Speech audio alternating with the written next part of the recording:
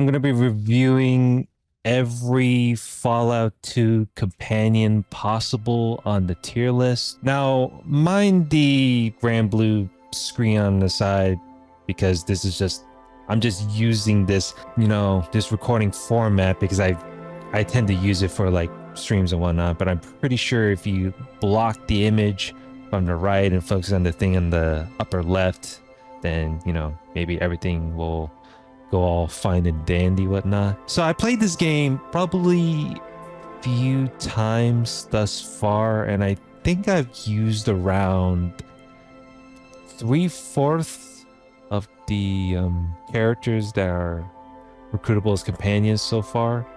So, and when I say that, I mean like 75% roughly. The other 3 companions are not on there because there are, as far as I know, one of the 3 companions you can recruit are from the restoration patch, and it is at the EPA and whatnot. Now the question is, do I want to rate those companions based on meta per se, on everyone's opinions, or do I want to rate it based on like the experience how I play? Because when I rate it as that, it is very different if I do it on my own experience of how I played it, or how I had played it per se. So I want to do that because I'm pretty sure everyone has an opinion of it no matter what. So here we go. First things off is Sulik, putting him at S tier. Now, as you can see from the grading scale, like there is no bad companion, like because there's S to C. And the good thing about the companions in Fallout 2, like compared to the first game, is that there's a lot of play style that you can do in which like you could do so much replayability no matter what.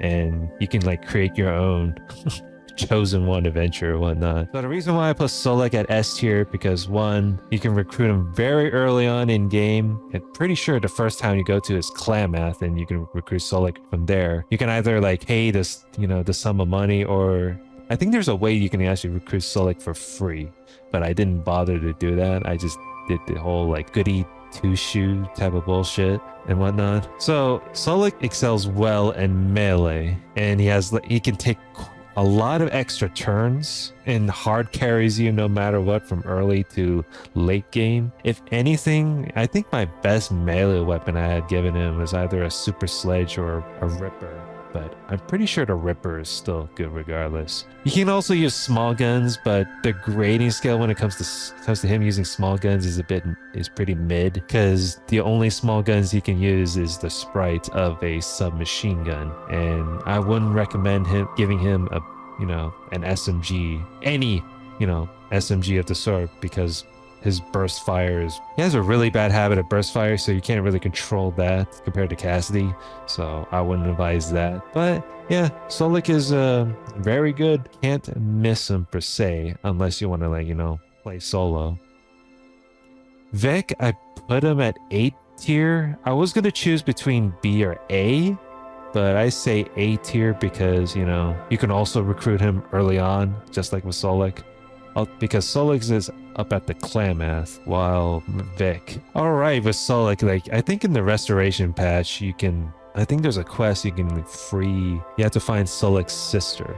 So I think that's one of the quests. Pretty sure that's only in the restoration mod. But anyway, with Vic, you can recruit him early on in game. He excels really well late game, because I'm pretty sure the proficiency in small guns and energy weapons at max level is the same, so you can give him a turbo plasma rifle as well, or a pulse rifle if you can actually equip it. But early in the mid game, his combat, it kind of sucks. Like, he can't do well in pistols. Like, if you're trying to give him like a decent pistol, like, good fucking luck doing that, because like he'll either critically miss and destroy it, or constantly miss, or he can hit you and your companions instead. This is part of the reason why you have to give him a rifle, like a hunting rifle or a sniper rifle and whatnot.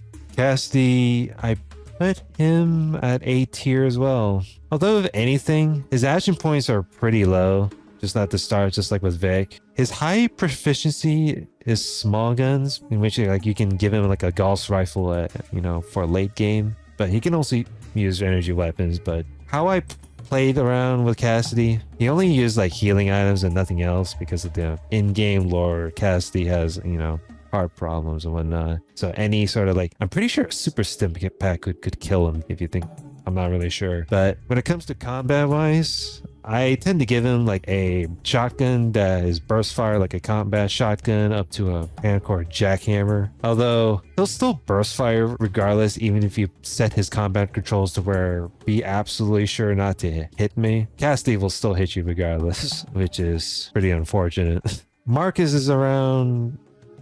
I mean, if anything, I'm tempted to put him at A tier, but I put him at B tier. Not saying he's bad and all, but you can't really control him when it comes to combat.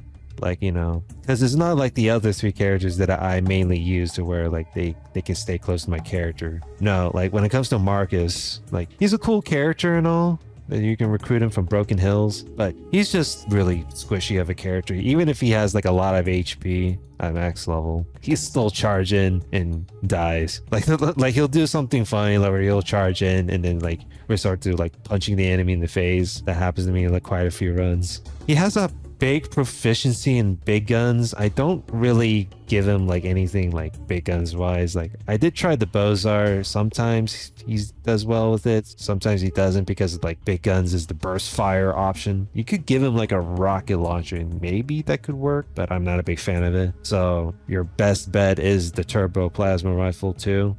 But yeah, no, even with the armor upgrade in which you can get from Abby, like he's squishy as like I said. Goris suffers the same as well. Like he's a cool character and all. aka the albino Deathclaw that he puts a giant hood, which you can recruit him at, you know, at the Vault 13. Although I don't really pick up Goris as much. Like by the time I'm like a bit high level, I can't really be bothered, because I remember on my playthrough around 2015 to 2016ish, he wasn't at a max level, so it's like he does decent melee and all, but it's like comparing to the other like melee, it's like why would I want to do that when I have Solik? You know? But yeah, when it comes to Goris, you can't really control, you know, how he moves in combat, just like with Marcus. Skynet, I could probably put him at A tier if you can, but for me, I mean earlier on my last recording, I thought I put him at the B tier, but I guess you can arguably say put it at A tier, because like depending on, okay, so the thing about when it comes to min-maxing, right, and recruiting Skynet from the Sierra Army Depot, you need to have a high ass science skill in order to make do with Skynet, because having a min-max of a science skill is based on what type of brain you pick for Skynet just to make do with this combat. And he has a lot of action points, so that's one thing to keep that in mind, in which but yeah, no, depending on the science skill, like it ranges from like a monkey brain to a cybernetic brain. So it's like ranging from like, I don't know, stupid to extremely smart for the robot. Use the small guns just like with the Cassidy. You can't heal the robot.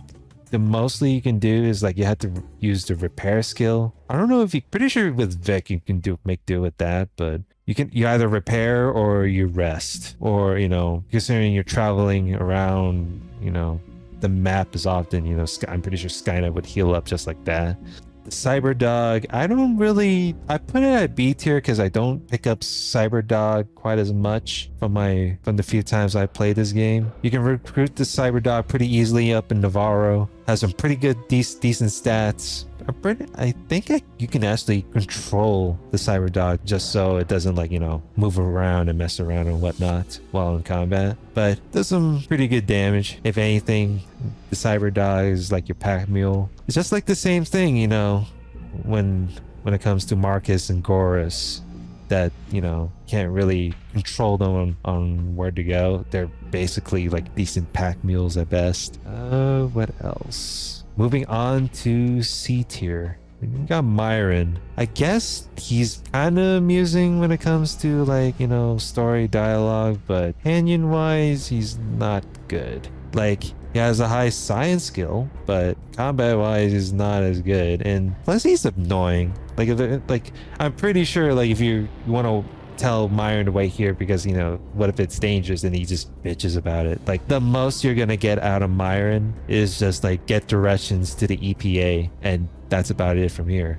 Plus, it's pretty amusing how regardless of what you do with Myron, you're gonna get the same canonical ending where like Myron died from a by a jet addict or some shit like that. I don't pay attention to this. I don't recall shit. All right. And then there's Lenny. Lenny suffers the same when it comes to combat, just like with Myron. However, the high proficiency you can get is the first aid and doctor, but that's about it. I guess Lenny does have some bit of amusement to it, but other than that, there's nothing really special. I could be wrong though. I guess there can be some sort of a companion meme run you can probably do. And here we have is, I don't know the names of those two characters, but you can recruit them from like MODOK, because as far as I remember, I've not really tried it because I'm pretty sure you need a high, it's either a high charisma stat or a high reputation in MODOK. I'm not really sure, but you can marry one of the characters. You can't tell them to wait there. I mean, you can't tell them to wait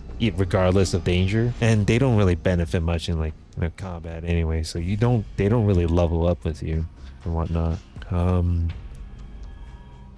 This is the pariah dog. I was gonna put the pariah dog in didn't use for myself, considering that I never got the special encounter. I don't know why the pariah dog counts as a special encounter. It might as well be a cursed encounter, because from what I remember when I looked it up on the wiki, if you have the pariah dog follow you around, then it's stuck with you forever, to where your luck stat like drops to like 1, and it's pretty bad. So and it has a high HP pool too, so good luck with getting rid of the shackle and whatnot. That's all I can say. Hopefully I don't have to deal with that the next time I feel like replaying it, The didn't use part, there's the Robo Dog. I put it under didn't use because it is another doggo that you can recruit. It's from a simple quest you can do in like up at NCR, but why would I want to do that when I can just recruit the Cyber Dog? I guess the Cyber Dog could be an A tier, but considering I don't use, again, I didn't recruit Cyber Dogs much, so don't know anything about that. Then there's Dog Meat. That's the third dog. So it's one of the 3 doggos that you can recruit. I guess you can do like a meme run with that. Recruit like 3 doggos for your character. But yeah, no, dog meat, you have to get a special encounter in order for that to happen. I'm pretty sure the special encounter gives you like, a bit of like a Fallout 1 type of vibe. So yeah, no, you don't have to like feed dog meat, like beef jerky or anything like that. You have to like show your Vault 13 jumpsuit, and dog meat will like, will get recruited straight away. But yeah, good luck trying to find the special encounter. Like running around, because that's a bit of a grind if you ask me. But what do you know? Alrighty, so I think that's about it for this tier list for the Fallout 2 companions. I think this took me quite a lot of re-recordings because, one, I had it a very short video per se, and I didn't like it how it turned out. So hopefully this is the one right here where maybe I explain a little bit more detail. I'm not really sure. So that being said, hope you guys enjoy this. Like, comment, and subscribe, and I'll see you guys later, and have a good one.